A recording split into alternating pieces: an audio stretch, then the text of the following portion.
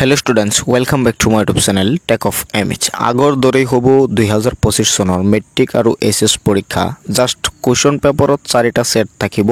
এই কথা ঘোষণা কৰিছে বৰ্ডৰ তৰফৰ পৰা তোমালোকে হয়তো দেখা পাইছা নিউজ চেনেলত নহলে এই ভিডিওটো ডেসক্ৰিপচন বক্সত এই ভিডিওটো লিংক দিয়া থাকিব যেটো ভিডিওত নেকি বৰ্ডৰ তৰফৰ পৰা এই কথা ঘোষণা কৰা হৈছে তোমালোকে চাব পাৰিবা এতিয়া প্ৰশ্ন হয় যদি আগৰ দৰে মেট্ৰিক হয় জাস্ট যদি এ বি সি ডি 4টা সেট হয় কোৱেশ্চন পেপাৰত মেট্ৰিক পৰীক্ষাত বিহেকে এছএছত নাথাকে 4টা সেট যেহেতু এছএছত ওএমআৰত পৰীক্ষা নহয় এছএছত যেহেতু ডেসক্ৰিপটিভ টাইপৰ কোৱেশ্চন আহিব গতিকে মেট্ৰিকৰ কাৰণে অনলি এই নিয়মটো আছে যে এ বি সি ডি 4টা সেট থাকিব কোৱেশ্চন পেপাৰত তেনেহলে যে বৰ্ডৰ তৰফৰ পৰা আৰু এটা নিয়ম জনোৱা হৈছিল বা আৰু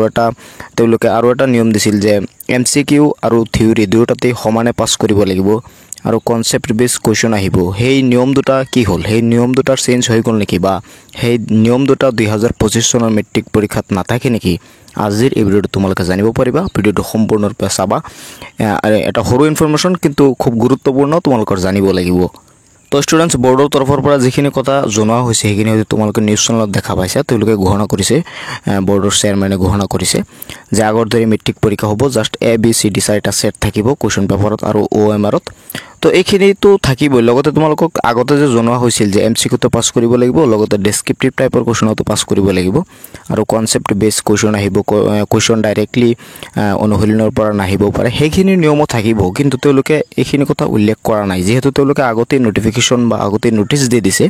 সেইকাৰণে তেওঁলোকে আকৌ এইখিনি কথা মানে ৰিপিট কৰা নাই তেওঁলোকে জাস্ট কৈছে যে নতুনত্ব এটা আহিব হেতু হল এ বি সি ডি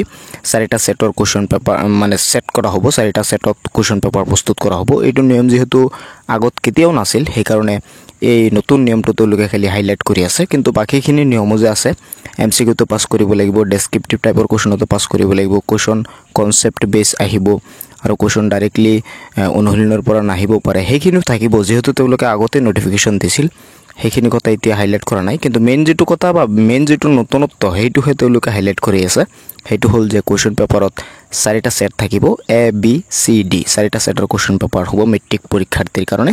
আৰু এছএছৰ কাৰণে যেহেতু তেওঁলোকে ওএমআৰ শিটত পৰীক্ষা নিদিয়ে সেই কাৰণে তেওঁলোকৰো মানে A B C D set নাথাকে তেওঁলোকৰ আগৰ দৰে মেট্ৰিক পৰীক্ষা হ'ব তেওঁলোকৰ কোনো ধৰণৰ চেঞ্জ নাই কিন্তু মেট্ৰিকত এই নতুনত্বটো আনিছে লগতে এমসিকিউ তো পাস কৰিব লাগিব তোমালোকৰ আৰু ডেসক্ৰিপটিভ টাইপৰ কোৱেশ্চনটো পাস কৰিব লাগিব আৰু কনসেপ্ট বেস কোৱেশ্চন আহিব এইখিনি কথা তোমালোকৰ জনা অত্যন্ত প্ৰয়োজন আৰু বৰ্ডৰ তৰফৰ পৰা কি জনোৱা হৈছিল তোমালোকে এই ভিডিওটো ডেসক্ৰিপচন বক্সৰ পৰা চাই লব পাৰিবা তেনেহলে যদি তুমি চোৱা নাই তেনেহলে চালে তোমালোকৰ কথাখিনি আৰু স্পষ্ট ৰূপে ক্লিয়াৰ হৈ যাব